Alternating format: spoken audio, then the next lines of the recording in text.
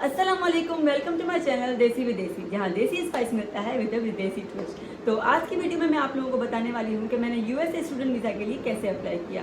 तो मैं आपको स्टेप बाय स्टेप सारा प्रोसेस बताऊंगी और मैं अपना पर्सनल एक्सपीरियंस भी शेयर करूँगी कि मैंने क्या क्या मिस्टेक्स की और क्या क्या चीज़ें मैंने नहीं की, मुझे नहीं पता थी। तो जैसे आप लोगों को मैं अभी से ही बता दूँ तो आप लोगों को ये सारी चीज़ें प्रॉब्लम फेस ना करनी पड़े।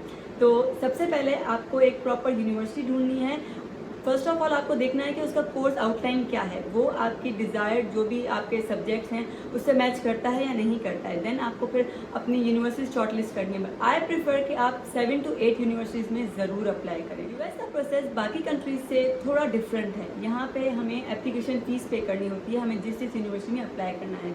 तो उसका अराउंड पाकिस्तानी रुपीज़ में आपको 3 to 4 लाख आपका खर्चा आएगा। उसमें आप 7 to 8 यूनिवर्सिटीज़ में अप्लाई कर सकती हो। तो एप्लीकेशन फ़ीस स्टार्टिंग आपकी जो है मैक्सिमम $100 होती है और जो नॉर्मल रेंज वाली यूनिवर्सिटीज़ होती हैं वो आपको $70-80 पर एप्लीकेशन आपको चार्ज करती हैं। और बहुत रेयर यूनिवर्सिटीज़ हैं according to like QS world ranking, वो आपको $30 भी चार्ज करती हैं। तो मतलब आपको एप्लीकेशन फ़ीस देनी होगी। आपको अपने माइंड में ये रखना होगा कि आपको इनिशियली आपका 3 to 4 लाख पाकिस्तानी रुपीज़ खर्चा आएगा, ठीक है। उसके बाद आप अप्लाई करोगे। अच्छा, मैं आपको इसलिए कह रही हूँ कि आपको 7 to 8 यूनिवर्सिटीज़ में अप्लाई करना है क्योंकि ज़रूरी नहीं है आपको सारी यूनिवर्सिटीज़ में ऑफर लेटर मिल जाए, क्योंकि बहुत सारी यूनिवर्सिटीज़ ऐसी हैं जिनका रिजेक्शन रेट बहुत ज़्यादा होता है according to your field. Most importantly at least आपके पास जब आप वीज़ा के लिए अप्लाई करो 4 यूनिवर्सिटीज़ का ऑफर लेटर होना लाजमी है।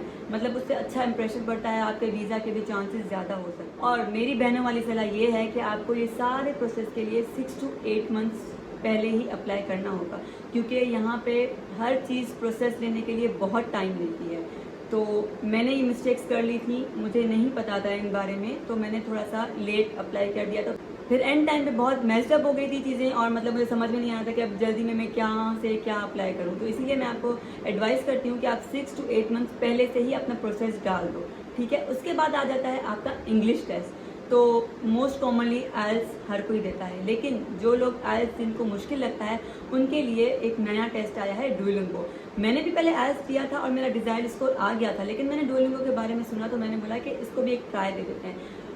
बहुत मज़े की बात यह है कि डुओलिंगो जो है उसकी फ़ीस बहुत ही कम है, एटलीस्ट 20,000 to 25,000 पाकिस्तानी रुपीज़ है, क्योंकि एज़ कम्पेयर टू आइल्स वो आपको तकरीबन 70 to 75,000 आपका चार्ज करता है। तो और ये डुओलिंगो टेस्ट जो है वो बहुत इजी है। अगर आपको चाहिए कि मैं आपको उसके बारे में भी डिटेल आपको समझाऊं, उसकी टिप्स एंड ट्रिक्स बताऊं, तो आप मुझे कमेंट कर सकते हो, तो मैं उस पर भी एक अलग वीडियो बनाऊंगी। Most of the challenges which everybody faced, और मैंने खुद भी फेस किए थे, to find a perfect agent, क्योंकि हमें प्रोसेस पूरा पता नहीं होता है और हम एजेंट्स के पास जाते हैं और एजेंट्स कुछ हमें प्रॉपर गाइड करते हैं, कुछ नहीं करते, तो ये पूरी चीज़ें मैशअप हो जाती हैं।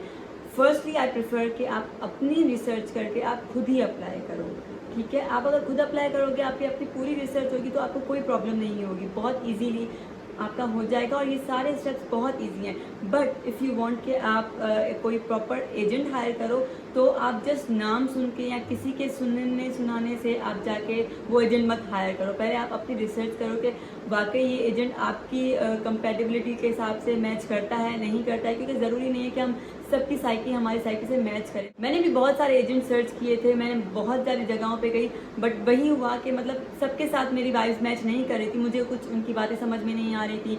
कुछ एजेंट आपको फोर्सली भी कहेंगे कि नहीं इस कंट्री में नहीं जाओ, उस कंट्री में जाओ, तो ये सारी चीज़ें बहुत मैशअप हो जाती हैं। तो आई प्रेफर कि आप खुद ही अप्लाई करो। और मोस्ट इम्पॉर्टेंटली बहनों वाली सलाह, किसी से भी एडवाइस मत दो। आपके फ्रेंड्स, आपकी जो भी रिलेटिव्स हैं या कुछ भी है, वो आपको प्रॉपर गाइडेंस नहीं देंगे। आजकल इंटरनेट का दौर है, हर चीज़ आपको इजीली अवेलेबल है, आप सर्च करो, आप वहाँ जाके ढूंढो। किसी से पूछोगे, लोग आपको डराएंगे, आपको बोलेंगे कि नहीं बहुत मुश्किल प्रोसेस है या बहुत ज़्यादा खर्चा आ जाता है, एक्सेट्रा। तो टू अवॉइड दैट आप खुद ही अप्लाई करो, किसी की भी गाइडेंस मत दो। उसके बाद once you get an offer letter, तो फिर आप अप्लाई कर सकते हो अपने वीज़ा के लिए। तो वीज़ा एप्लीकेशन के लिए भी थोड़ा सा प्रोसेस है, वो अच्छा खासा प्रोसेस है, तो उस पर मैं एक वीडियो बना के शेयर कर दूँगी आपके साथ। और मोस्ट इम्पॉर्टेंटली एंड लास्टली, आपको डॉक्यूमेंट्स कौन कौन से पहले से ही प्रिपेयर करने हैं। आपको सिर्फ अपने एजुकेशनल डॉक्यूमेंट्स चाहिए, आपकी सर्टिफिकेट्स, डिग्री, जो भी ट्रांसक्रिप्ट वगैरह होती हैं, तो आपको सबसे पहले HEC से वेरीफाई करवानी है। HEC से वेरीफाई आजकल जैसे ऑनलाइन सिस्टम है तो उसमें टाइम लगता है। आप जैसे ही ऑनलाइन के लिए अप्लाई करोगे आपको एटलीस्ट 1 वीक तो लगेगा वो अप्रूव होने में। वो अप्रूव होके आएगा, उसके बाद आपको अपने डॉक्यूमेंट सेंड करने हैं और वो एटलीस्ट आपको 15 डेज में आपके डॉक्यूमेंट्स वापस आ जाएंगे। तो ये मतलब टाइम टेकिंग प्रोसेस है, इसीलिए मैंने आपको बोला था कि आप 6 to 8 मंथ्स पहले ही ये सारा प्रोसेस स्टार्ट कर लो। Once you got your HEC verified degrees, फिर आप अप्लाई करोगे मोफा के लिए, मिनिस्ट्री ऑफ फॉरेन अफेयर के लिए। वहाँ से भी आप अपना स्टैंप लगवाओगे, उसके बाद आप वीज़ा पे जो वीज़ा प्रोसेस होगा वहाँ पे अपने डॉक्यूमेंट्स और डिग्रीज वगैरह लेके जाओगे। तो that's all for today's video. और आपको इस वीडियो के हिसाब से कुछ भी अगर समझ में नहीं आया हो, या अगर आप चाहते हो कि मैं किसी चीज़ के बारे में और भी डिटेल वीडियो बनाऊं, तो आप मुझे कमेंट कर सकते हैं, उस पर मैं एक अलग डिटेल वीडियो बनाऊंगी। टिल देन बाय बाय, अल्लाह हाफिज़।